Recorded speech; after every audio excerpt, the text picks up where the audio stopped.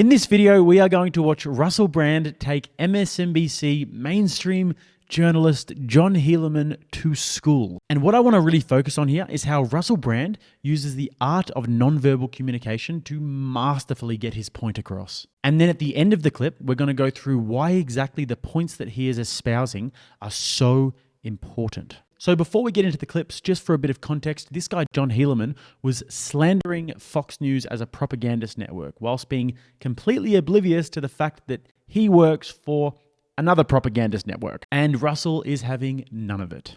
John, I've not known you long, but I love you already. But I have to say that it's disingenuous to claim that the biases that are exhibited on Fox News are any different from the biases exhibited on MSNBC. It's difficult to suggest that these corporations operate as anything other than mouthpieces for their affiliate owners in BlackRock and Vanguard. And unless we start to embrace, and also, mate, like just spiritually, if I may use that word in your great country, we have to take responsibility for our own perspective. I've been on that MSNBC, mate. It was propagandist nutcrackery on there. I went on a show called Morning Joe.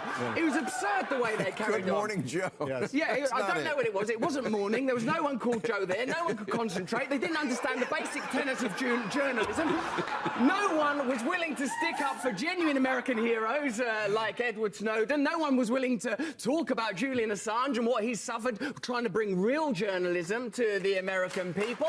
And I think to sit within the castle of MSNBC throwing rocks at Fox News is ludicrous. My friend, make MSNBC better. Make MSNBC great again. My friend,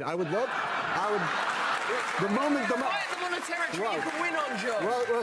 Russell, darling. Notice here how incredible Russell is at controlling the space. While most people will go into their shells and become small when the cameras are on them, he makes himself as formidable a presence as possible with big, grand, and exaggerated gestures. Furthermore, you can actually see how he keeps every single corner of the room, including the studio audience and the other panel members, engaged. He's constantly diverting his attention from Bill to John to the studio audience and making sure that everybody feels heard. And this is something that Russell is amazing at. He has a very captivating way of making it seem like he's talking to everybody in the audience. And I guarantee that he would have had everybody in that room in the palm of his hands. And also, watch how well he deflects the interruptions from John. Whilst normally the interruptions would affect one's cadence, which is what it's meant to do, Russell doesn't stop his momentum. He just continues forward. And also, the subtle disarming touch when John tries to interrupt him is unbelievably effective and actually stops the interruption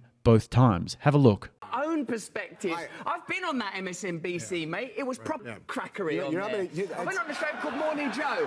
It was absurd the way they carried on. And now let's contrast that with John's body language. John looks very closed off, and also he's quite disrespectful in his body language in the sense that he's looking past Russell. He's not giving him his full attention. When you look past someone in a conversation like that, it's as if to say, I'm better than you, I don't have time for you, and I don't even want to listen to what you're saying. And also he looks extremely uncomfortable. I'm on a territory you can win on, Joe.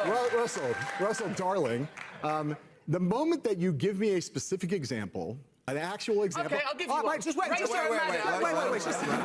we need a specific example. How about a specific? Let me tell you what the specific I'd like to hear of. I'd like to hear a specific example, specific example of an MSNBC correspondent or anchor being on television saying something they knew was false, and we're saying behind the scenes to people, I'm about to go out, and we know that the election wasn't stolen or something equivalent. But I will go out on television and say the opposite. I will lie. When's my answer? Just give me the specific example. I understand the basic point. Give me a specific example. All right. I'm with you. I think it's a false equivalency, Russell. It's not. That's your own biases. Stick around, guys, because the best is yet to come. But if you do enjoy this content, then make sure to chuck a thumbs up on the video. Leave me a comment. I absolutely love to hear your thoughts. Subscribe to the channel if you haven't already, and turn on all notification bells. It's not about bias. It's a false equivalency because you don't actually know anything about big deal. My darling, it was more than enough.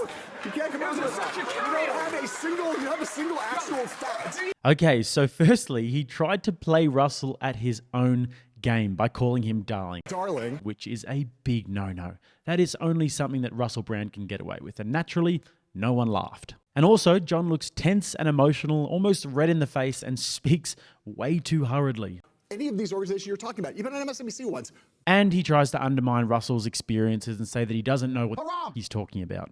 And just to top it off, he asks for an example of when MSNBC has lied, and there are no shortage of those. And when Russell is ready to give him an example, he just keeps talking and talking and talking in the hope that he won't actually have to hear the examples. And it backfires. Do you want an example? Do you want an example? Yes. The ludicrous, outrageous criticisms of Joe Rogan around ivermectin, deliberately referring to it as a horse medicine when they know it's an effective medicine. Yeah, that's what not a bad Rachel example. Maddow turning up on the TV saying, if you take this vaccine, you're not going to get it, when it hadn't been clinically trialed for transmission. Non-responsive. And in a rather sad turn of events in this debate, John develops a case of sudden onset Tourette's syndrome, whereby he can't stop saying the irrelevant tick. And when they know it's an effective medicine, Yeah, that's not a bad Rachel example. Maddow saying, if you, when it hadn't been clinically for transmission, Non-responsive. you And just as this unfortunate tick thankfully starts to come to an end, Russell Brand launches into a rather beautiful and poetic tirade.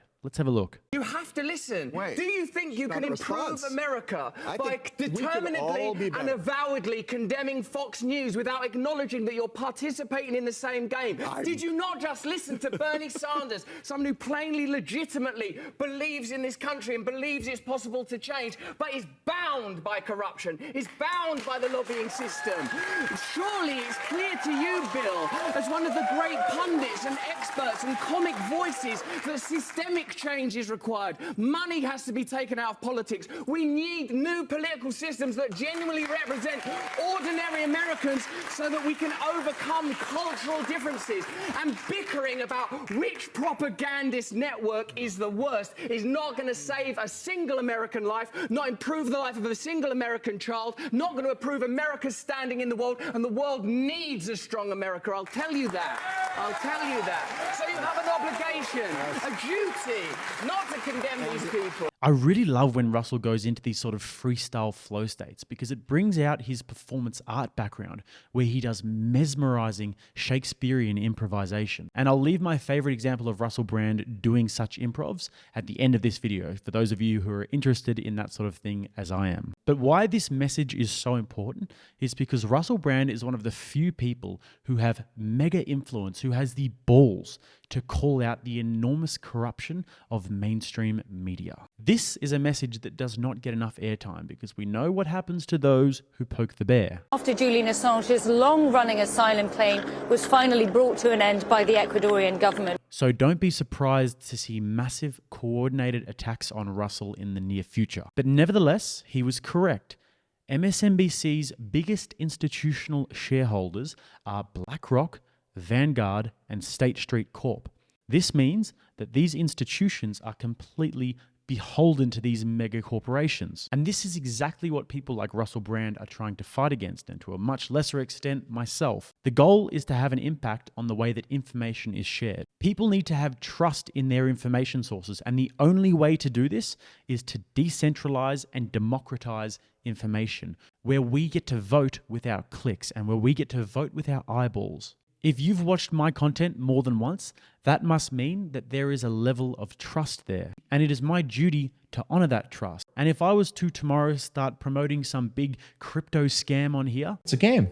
It's a really fun game that makes you money.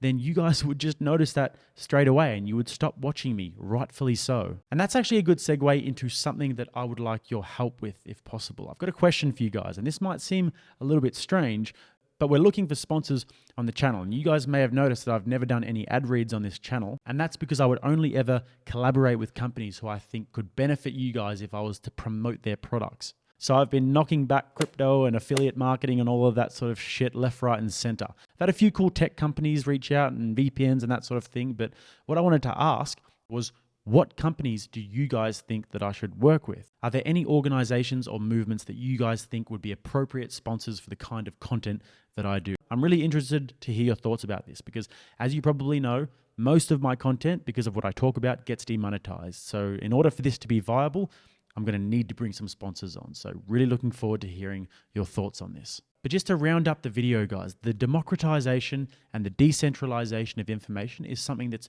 very, very good for humanity, but very, very bad for big corporate and government entities. So we can absolutely expect that they're going to get more and more authoritarian in order to try and desperately hold on to power and control. And so with that, I'll let Russell Brand take this video home with a beautiful improvisation based on Shakespeare's The Tempest. When first regarding the storm, it's impossible not to notice its phenomenal power and to feel weak, impotent, to be cowed by the power of the storm, the way the elements are commanded, this requiem of sweet nature, the potency to see the elements in alignment, clashing against each other, the ultimate paradox, this symphony, yet this jarring, ugly, dissonant sound and fury.